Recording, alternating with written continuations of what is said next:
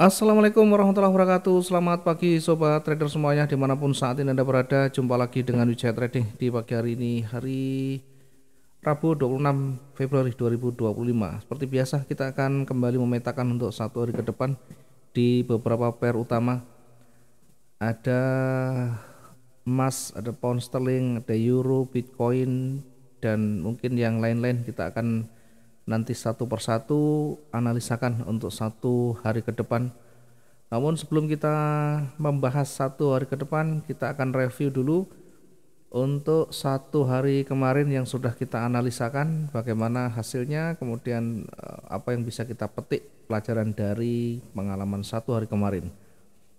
Baik, kita langsung ke bahasan pada pagi hari ini. Jangan lupa teman-teman yang baru bergabung di channel Wijaya Trading, yang baru menemukan channel Wijaya Trading, subscribe, like, dan share videonya untuk mendapatkan video terbaru. Tentunya teman-teman bisa mengaktifkan notifikasinya. Analisa kita akan selalu lakukan tiap pagi. Untuk teman-teman yang berada di grup Wijaya Trading akan lebih awal kita sampaikan dan bisa nanti diuji untuk validitasnya. Kita mengawali dengan di XAU dulu. Di emas kita perkirakan kemarin dengan simulasinya, jika nanti dia bergerak turun, maka kita uji di area supportnya di sini ya, di area warna oranye yang kita tandai ya. Yang pertama, karena pergerakannya condong ke bawah, maka akan kita fokuskan ke koreksinya dulu ya, koreksi sampai kita uji di area supportnya. Yang kedua, berada di area retracement-nya di kisaran 2935. Karena arahnya mau bergerak ke bawah, maka tentu kita bisa lebih untuk menempatkan posisi terdekat di sell-nya 2944.75 dengan target di 2936.89 ya. Kenapa kita bisa mentargetkan di area ini? Tentunya kalau sudah lewat di area supportnya atau area retest ini berpeluang akan kembali bergerak turun. Sementara di posisi atas kita tandai di kisaran 2955 untuk area resisten ya. Syarat berlaku jika di area support tidak mampu break, maka berpeluang akan memantul kembali ke atas. Tentunya tidak serta-merta pasti akan berbalik naik. Kita harus melihat bagaimana candle itu bisa memberikan petunjuk ya. Setidaknya ketika nanti dia memantul berada di supportnya, ada petunjuk yang bisa kita dapatkan, bisa jadi keputusan untuk nanti kita menempatkan buy atau bahkan kita menunggu. Apa petunjuknya? Mungkin dari rejeksi, mungkin dari loss momentum, bisa juga dari perubahan warna yang signifikan. Nah, kalau kita lihat bergerak turun ini tidak ada petunjuk sama sekali untuk bergerak naik dari area yang ada di sana, bahkan kita tandai lingkaran. Ini mengindikasikan bahwa di area itu jika betul-betul nanti tidak mampu ditembus, maka berpeluang akan memantul seperti simulasi kita. Nah, jika tidak terpenuhi, maka ada namanya alternatif berikutnya, yakni dia bisa break kemudian bisa bergerak memantul kembali ya. Break akan menuju ke area 2929.76 ya. Kalau break berpeluang sampai di area targetnya 2929.76. Nah, di area ini sekaligus menjadi area uji lagi apakah ada petunjuk untuk naik. Nah, ternyata dia bergerak naik lagi. Berada di area target, ini sekaligus menjadi area ujinya. Kemudian perhatikan ketika naik kita kembali akan uji di area namanya area retestnya, sehingga kalau tadi support sekarang menjadi resisten. Mampu tidak lewat lebih tinggi, mampu tidak signifikan di sana. Nah, ketika hanya berada di wilayah ini, berada wilayah support, wilayah resistennya, tidak ada petunjuk berikutnya untuk lebih tinggi, bahkan selanjutnya mulai ditolak, mulai kembali turun, mulai turun lagi, sehingga harus berhati-hati berada di area retestnya, area resisten dan area supportnya. Karena supportnya jauh lebih besar, lebih jauh ya, masih cukup jauh, sementara kecenderungan juga masih turun. tentunya kita harus bijak ya, mengambil posisi sell kembali ketika sudah berada di bawah area warna oranye yang kita tandai ya, setidaknya di 2933 untuk berikutnya. Ya, karena ini sudah tercapai untuk 1-2 target sekaligus, maka berikutnya tentu kita bisa membaca kembali dari candle yang terbentuk. Jika itu sudah memenuhi syarat aturan main kita, sudah memenuhi kriteria kita, tentunya dari petunjuk yang ada kita bisa menempatkan kembali posisi sellnya. Nah, kita bisa mendapatkan kembali tadi di kisaran berada di bawah orange ini, kisaran 2934 atau 2933. Dengan demikian kalau dia bergerak turun masih cukup untuk kita targetkan sampai berada di area jenuh. Apakah pasti akan memantul? Tidak ada yang pasti dalam trading. Nah, ini adalah sebagai kehati-hatian ya, kita kasih merah sebagai kehati-hatian. Kalau ternyata ditembus yang signifikan, jangan juga nanti dianggap ini tidak valid ya, bukan. Area jenuh ini sebagai bentuk kita lebih berhati-hati di sekitaran ini karena berpeluang memantul atau berada di situ akan konsolidasi. Namun jika area jenuh diberi ditembus ya tentunya bisa berubah. Nah, kalau dari tembus yang signifikan, maka range-nya tidak seperti yang ada ini, tidak seperti yang terdekat. Dia bisa jauh lebih panjang, bahkan bisa 2 kalinya. Nah, itulah yang kita sampaikan. Jadi di area jenuh pun tidak serta-merta akan memantul atau berbalik. Tergantung bagaimana candle itu terbentuk nanti ya. Kalau terbentuknya signifikan begini, tidak ada petunjuk naik, ya tentu kita namanya melawan arah. Dan itu sangat tidak menguntungkan. Dan ternyata setelah break masih berjalan ke bawah lagi, masih cukup ya signifikan. Ini masih, kalaupun kita memanfaatkan masih cukup banyak sekali ya. Tetapi karena ini sudah cukup panjang, tentunya kita sudah lebih dari cukup untuk target yang awal-awal ya, 2 posisi yang awal dari sell dan dari sell berikutnya. Kemudian di Bitcoin kemarin, di Bitcoin kita perkirakan setelah berada di area awalnya ya, sudah bergerak cukup signifikan ke bawah, maka kita perkirakan akan terkoreksi ya. Kita terkoreksi di 9, kira-kira berada di 94706. Itu area koreksinya. Ya, namun demikian tidak serta-merta nanti pasti sampai di sana. Nah, kenyataannya kalau kita lihat dia hanya mendekati ya. Ada sebagian yang sudah tersentuh, ada sebagian yang belum tersentuh ya. Andaikan ini sudah tersentuh, maka yang kita siapkan tentunya selalu recovery, di mana batasan resiko kita. Nah, di Bitcoin itu di kisaran 40 sampai 60 ribu itu kira-kira di maksimal di sini ya. Nah, maksimal tuh di sini di 91838 poin sekian. Ini recovery, sehingga kalau sampai ke bawah pun tidak menjadi masalah, tetap kita bisa profit. Bahkan kalau dia bergerak turun masih berpotensi yang cukup ya, kita ambil target yang kemarin cukup panjang dibanding dengan kondisi biasanya karena kita hanya menggunakan 1 target saja. Kemudian untuk yang mungkin yang lain, euro. Di euro ini di awal konsolidasi ya, sempat dia konsolidasi naik belum sampai targetnya, kemudian koreksi dulu ya. Ada sebagian yang mungkin menerapkan namanya batasan resiko ya, sekitar 60 sampai 80 60 itu di sini, sehingga bergerak ke bawah pun masih bisa kita kembalikan. Itu kalau kita recovery dengan angka yang minimal ya. Kalau kita menggunakan batasan resiko, maka kita anggap saja close posisi. Terus kapan kita menempatkan kembali? Ya kita lihat lagi. Kita lihat lagi bagaimana struktur itu terbentuk, kemudian triggernya masuk apa enggak dengan yang menjadi aturan main kita.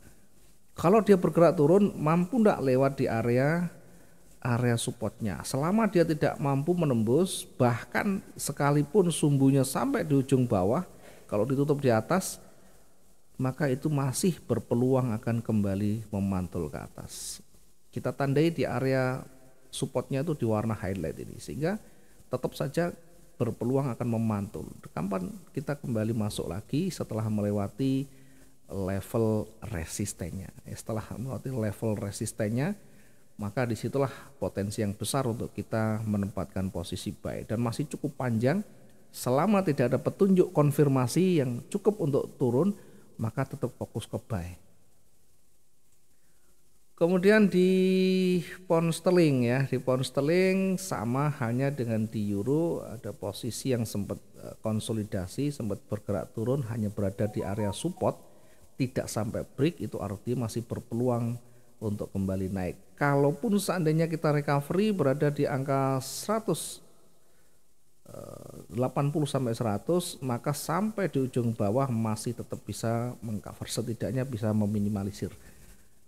Kapan kembali kita masuk? Karena di situ ada kekuatan signifikan dari merah, kita bisa menempatkan kembali buy di 1.26237. Tentunya kekuatan bullish sudah lebih signifikan ya dibanding dengan merah. Signifikan itu seperti apa?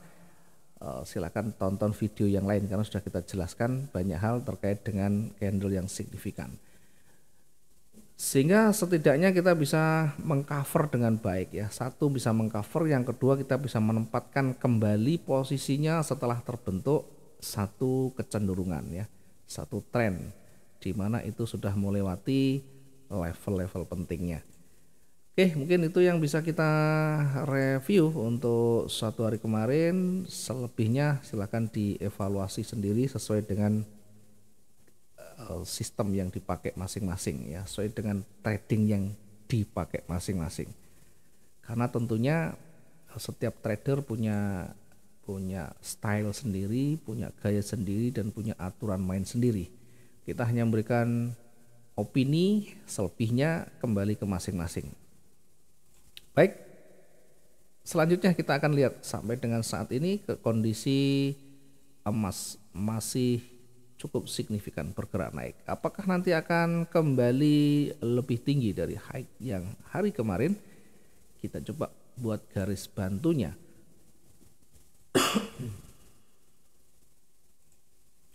Pertama kita tarik dulu untuk area resistennya ya, area resisten dulu yang banyak ditolak, kemudian setelahnya kita akan cari kira-kira di mana untuk area koreksinya. Setelahnya kita nanti akan ukur sejauh mana daily range-nya. Nah, karena satu hari kemarin adalah kondisi luar biasa ya, kondisi yang jauh lebih panjang dibanding dengan hari-hari sebelumnya, maka hari ini kita akan lebih kurangi range-nya. Kita akan perkirakan hanya sampai di kira-kira seperti ini. Jadi kalau bergerak naik kita perkirakan maksimum di 29 berapa ini ya, 2954 ya. Sementara untuk bergerak turun kita maksimumkan hari ini cukup berada di area level psikologis hari kemarin ya. Nah, sekarang kita tinggal manfaatkan kondisi atau space yang ada di sana. Kalau saya tarik seperti ini kira-kira, maka simulasinya akan seperti ini. Kemudian nanti diuji lagi di area ini, mampu enggak kira-kira akan ditembus ya. Kemudian kalau tidak mampu dia akan turun, berada di area retracement-nya, kira-kira mampu enggak kembali menembus. Kalau enggak mampu dia akan kembali bergerak naik seperti ini. Kemudian dia akan terkoreksi kembali dan pada akhirnya kembali akan bergerak naik kalau dia tidak bisa ditutup lebih rendah. Kira-kira seperti ini simulasinya. Silakan nanti disesuaikan. Kalau ternyata berubah arah, tiba-tiba nanti berubah jadi merah, ya sudah, selesaikan dan ikuti saja. Yang penting kita ikuti dinamikanya, arahnya cenderungnya atau condongnya lebih ke atas, sehingga kita tempatkan untuk posisi buy di 2928. Itu saja. 2928.81, kemudian targetnya kita tempatkan di 29. Oh, jauh sekali targetnya, jangan terlalu panjang, kita cukup yang normal saja. Sekalipun daily range kemarin cukup panjang, kita tempatkan hari ini target pertama untuk posisi naiknya di 2936, 2936,44. Kemudian selanjutnya kita akan tempatkan target berikutnya. Target berikutnya berada di ujung sumbunya, kira-kira berada di angka berapa? Nah, kita sesuaikan juga, jangan terlalu jauh. Oke, kita tempatkan di 2944 untuk target yang kedua. Target yang kedua di 2944,31. Oke. Tadi seperti yang sudah kita sampaikan di awal, area jenuh berada di 2954. Area jenuh beli 2954, sorry. Oke. Sementara untuk area yang berlawanan, koreksi kita lihat di sini. Jangan lupa perhatikan runningnya, terlalu jauh kita dekatkan saja. Nah, kira-kira di 2918. Untuk selnya kita tempatkan di 291812 dengan target terdekatnya nanti kita tempatkan di, masih cukup, bisa kita tempatkan lebih rendah. Oke, kita tempatkan untuk target yang pertama 2910 ya. Target untuk sell 2910,01 dulu. Kemudian yang kedua kita tempatkan berikutnya di kisaran berapa ini, kita cek dulu. Oke, cukup di 2901.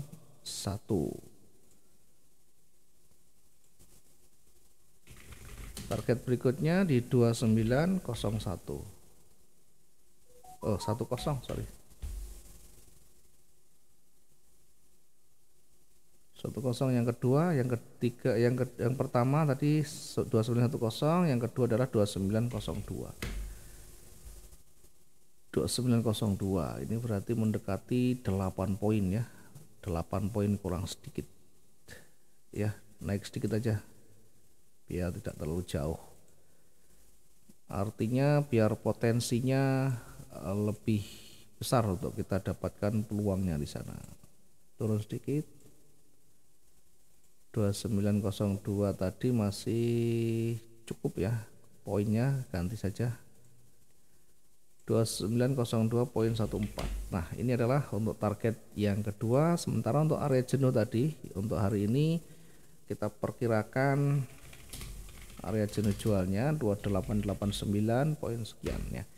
Sekali lagi, area jenuh tidak serta-merta nanti pasti akan berbalik. Ini adalah untuk kehati-hatian kita berada di situ. Nanti kita lihat apakah ada petunjuk lebih lanjut. Kalau tidak ada, berarti kita ikut yang ada. Artinya kalau tidak ada petunjuk untuk dia break, maka dia akan kembali memantul di situ. Area jenuh kita tandai dengan highlight warna merah sebagai bentuk kehati-hatian seperti biasa, biar kita nanti lebih hati-hati ya, meskipun ini nanti mendekati di sana. Baik, ini yang bisa kita sampaikan untuk analisa XAU pada pagi hari ini sebagai bahan pertimbangan teman-teman semuanya. Sekali lagi, ini bukan signal, jangan diartikan ini signal harus buy dan sell sekian, enggak. Ini adalah satu pandangan saja, gambaran, karena semua trader atau hampir setiap trader punya teknik sendiri untuk menentukan di mana titik entry-nya.